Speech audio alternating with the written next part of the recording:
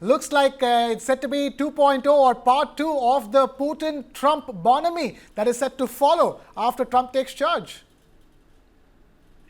It's interesting to watch actually how the Trump administration, second attempt of Trump's administration is becoming a self-fulfilling prophecy, because he hasn't even started yet, but everyone's been anticipating his coming to power within the couple of months prior to the today's ceremony, that everyone's kind of expecting him to deliver. And even if he doesn't, the minor steps that he's going to undertake will be perceived as a breakthrough because everyone was so hyped up for it. And that's a really very interesting phenomenon because I think only the US policy can deliver such an effect on the world affairs and on the world press and on the world political community and everyone else in the audience. That's really, really interesting to watch and really interesting to be part of this event. Sorry for a short introduction to the question that you actually posed. With regard to your question, the answer would be no, not particularly. Because I think that the key part of the president's address to the Security Council was that the main goal of Russia is to address the root causes of the conflict and root causes of the crisis. And this is where we might come to a deadlock or near to deadlock situation if and when the US-Russia negotiations resume. Because different conditions, the conditions today are different than they were several years ago when two presidents first met, first and only time, in Helsinki, right? The conditions are way worse because there is zero to none of a trust between the parties.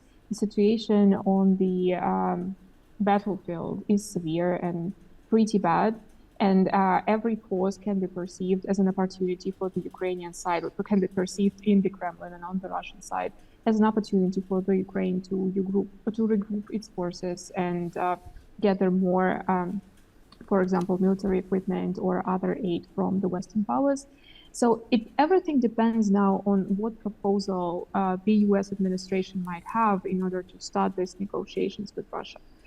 Because if President Putin were to address the root causes, and these root causes were really outlined several times by the Russian government, then him and President Trump would need to go deeper into the possible scenario of conflict resolution.